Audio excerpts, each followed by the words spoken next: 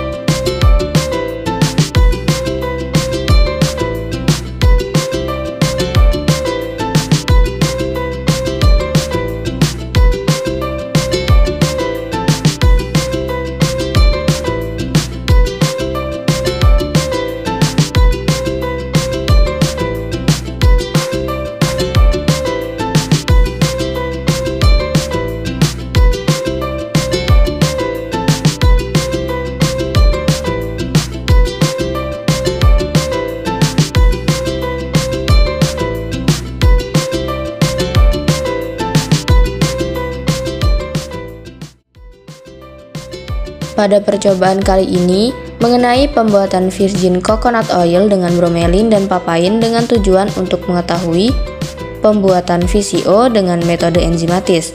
Metode enzimatis dilakukan dengan cara menambahkan enzim ke dalam emulsi santan. Adapun enzim yang digunakan untuk membuat VCO pada praktikum kali ini yaitu enzim bromelin dan papain. Penambahan enzim bertujuan untuk meningkatkan rendemen minyak yang terekstrak dari krim santan yang dapat memecah protein yang berperan sebagai pengemulsi pada santan. Enzim papain dan bromelin bertujuan untuk memecah protein yang berikatan dengan minyak. Enzim ini dapat mengkatalisis reaksi pemecahan protein dengan menghidrolisis ikatan peptidanya menjadi senyawa-senyawa yang lebih sederhana seperti dipeptida dan asam amino. Protein yang berfungsi sebagai emulgator pada krim santan akan terdegradasi melalui proses hidrolisis dengan bantuan enzim bromelin dan enzim papain yang merupakan enzim hidrolase pada substrat protein. Pemecahan protein menyebabkan sistem emulsi santan menjadi tidak stabil, sehingga minyak yang terikat pada sistem emulsi sehingga dapat terlepas dari sistem emulsi. Berdasarkan hasil pengamatan, setelah enzim papain dan enzim bromelin ditambahkan ke dalam krim santan dan didiamkan selama 24 jam, dapat diamati terbentuknya 3 lapisan, yaitu lapisan atas adalah blondo berupa sisa emulsi santan dan protein yang rusak. Lapisan tengah yaitu minyak berupa VCO, dan lapisan bawah berupa lapisan air yang mengandung sisa-sisa papain ataupun bromelin. Minyak memiliki massa jenis paling rendah dibandingkan air, sehingga berada di lapisan atas dari air. Terbentuknya minyak tersebut merupakan akibat terhidrolisisnya ikatan peptida pada krim santan oleh enzim. Jika ikatan peptida tersebut terhidrolisis, maka akan menyebabkan sistem emulsi menjadi tidak stabil sehingga minyak dapat keluar dari sistem emulsi. Pemecahan emulsi santan dapat terjadi dengan adanya enzim proteolitik. Enzim ini dapat mengkatalisis reaksi pemecahan protein dengan menghidrolisa ikatan peptidanya menjadi senyawa-senyawa yang lebih sederhana. Berdasarkan percobaan, jumlah hasil rendemen VCO yang didapatkan dengan enzim bromelin sebesar 27,3%, sedangkan hasil rendemen VCO yang didapatkan dengan enzim papain sebesar 111 ml dan persen rendemen didapatkan 31,5% VCO yang didapatkan bening dan beraroma khas kelapa. Berdasarkan percobaan yang telah dilakukan, dapat diambil kesimpulan yaitu pada pembuatan VCO dengan bromelin dan papain menggunakan metode enzimatis, yaitu metode enzimatis dilakukan dengan cara menambahkan enzim ke dalam emulsi santan. Penambahan enzim papain dan enzim bromelin akan terbentuk 3 lapisan, yaitu lapisan atas adalah berondo berupa sisa emulsi santan dan protein yang rusak, lapisan tengah yaitu minyak berupa VCO, dan lapisan bawah berupa lapisan air yang mengandung sisa-sisa papain ataupun bromelin. Penambahan enzim bertujuan untuk meningkatkan rendemen minyak yang terekstrak dari krim santan yang dapat memecah protein yang berperan sebagai pengemulsi pada santan. Hasil rendemen VCO dengan enzim bromelin dari buah nanas sebanyak 27,3%. Hasil rendemen VCO dengan enzim papain yang diperoleh sebanyak 31,5%. Demikian video dari kami ucapkan terima kasih. Wassalamualaikum warahmatullahi wabarakatuh.